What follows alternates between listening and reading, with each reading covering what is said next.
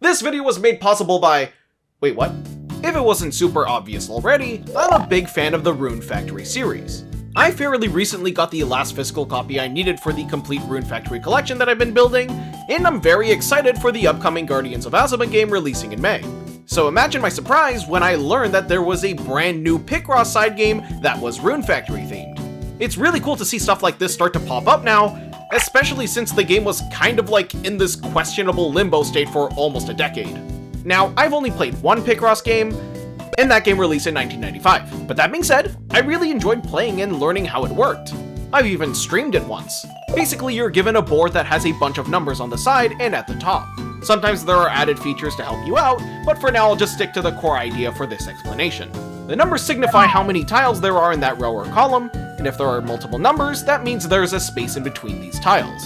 It's a really simple concept, but it's a lot of fun to dig out the sprite art in pieces, as well as figuring out the strategies in order to complete some of the trickier boards. Now, of course you can't just start marking random parts of the board without a plan. Unless you're me. Oh my god, okay. Oh. This one. This is because you have a timer ticking down, and each mistake will decrease the time exponentially, taking out more and more time for each error.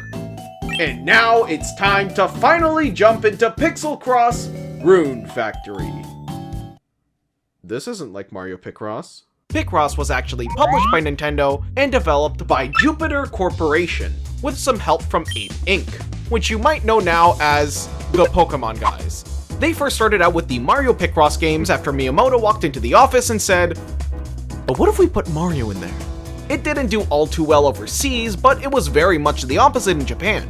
In fact, Picross only had its second attempt overseas with Picross DS 12 years later in 2007. Jupiter hasn't since decided to release and self-publish the Picross games there onwards. And from what I understand of all this, is that Piczle Cross is actually a whole other branch of the nonogram puzzle genre. See, Piczle Cross is developed by Score Studios, which according to their website is a development studio based in Tokyo, which was established in 2009. So that's probably a big factor in why the games feel so different. With Piczle Cross, there are so many different features that they have added from Super Mario Picross, but I also have to remember, that game came out 30 years ago. Still, there were a lot of interesting differences that made the game stand out as not just a Picross game, but as a Rune Factory themed puzzle game as well. For starters, let's go over the Piczle Cross and Picross stuff. There are a bunch more puzzle types compared to something like Mario Picross. There's your standard puzzle, which is your typical Picross level, but depending on what features you have set up, it won't count down with the timer, and you won't be notified for any mistakes.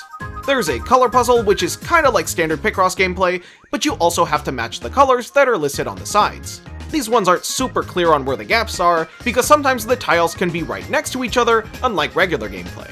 Then you have battle spaces, where you do have a timer, and it's more similar to the Mario Picross gameplay.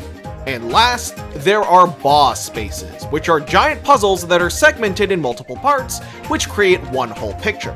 But if you're looking for more customizability, the extra features in Piczle Cross Rune Factory don't stop there. Firstly, they have an optional roulette, which prompts you in case you would like a bit of help starting off.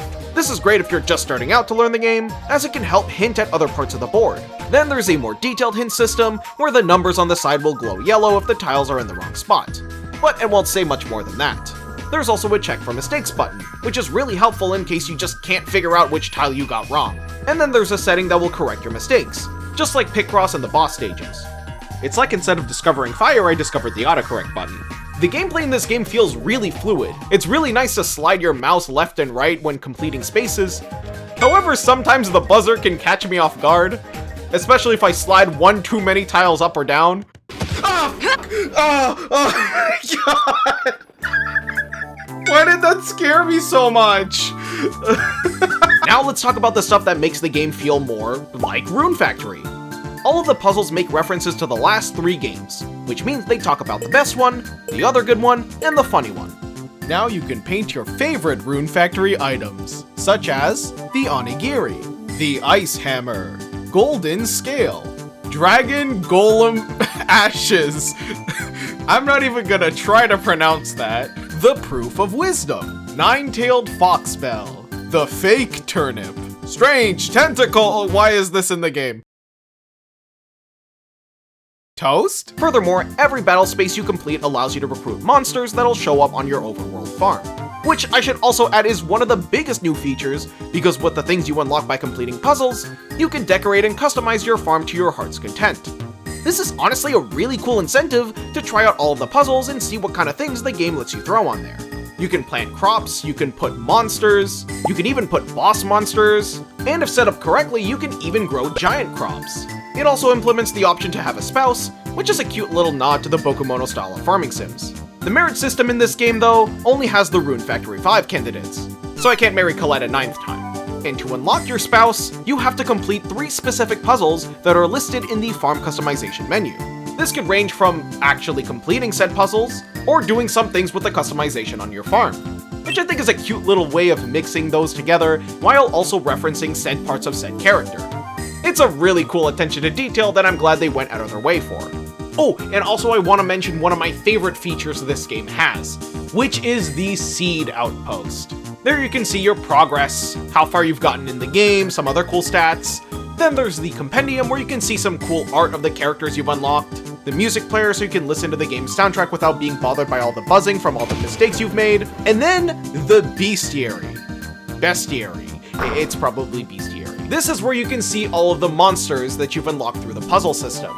But what makes this really cool is that not only can you see all the different types of the monsters, but you can see the location, their weaknesses, their drops, their favorite items. There's so much here that's just really useful for the actual game. And it honestly made me wish that I had this when I played through the game.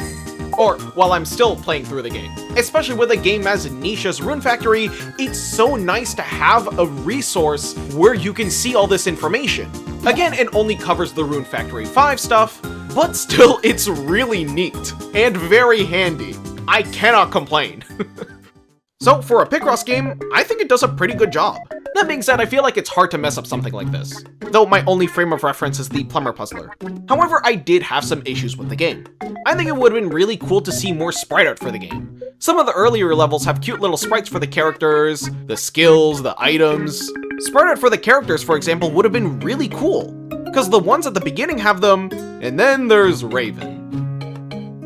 Just like how I remember her. Also, another issue I have with the game is that sometimes the game just stops letting me pause. That is to say, I did receive an early copy, so by the time you watch this video, this was probably patched out. But I thought I'd bring it up anyways because I thought it was really funny when I accidentally clicked into doing a color puzzle, realizing it wasn't the standard puzzle, trying to exit out, and being locked into it. Chat, I misclicked. Let me out. Also, another potential bug that might get fixed when this video comes out, but sometimes the keyboard reads as a controller input, and then no matter what I click, it just doesn't let me switch back, weirdly enough.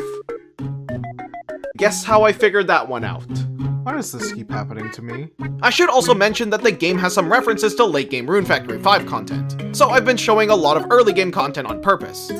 That being said, I've also not finished Rune Factory 5, so I'm also learning new stuff through this game. Okay, I finished the last puzzle. It's time to defeat the final boss. Wait, 100%? Do I have to beat the whole game before I can tackle the final puzzle? You know what, on second thought, I should settle down and start a family. So yeah, turns out, to see the final puzzle, you have to complete every single puzzle. In the adventure mode, this whole time I was talking about one side of the game when there's actually 2 ways to play it. Aside from the adventure mode, which is the mode I was using to play this game, the puzzle mode, on the other hand, allows you to play every single map from the start. Which means, hypothetically, if I wanted to skip straight to the final boss. Which is why I had my sister beat the game for me, and then she sent me a screenshot of what would happen afterwards.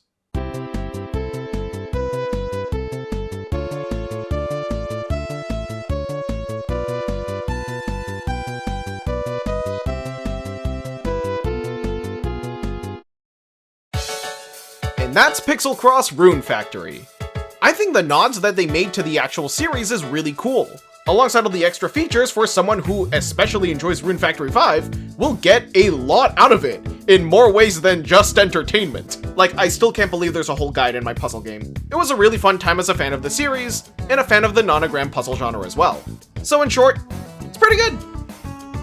And I clicked on the color puzzle again. Let me out!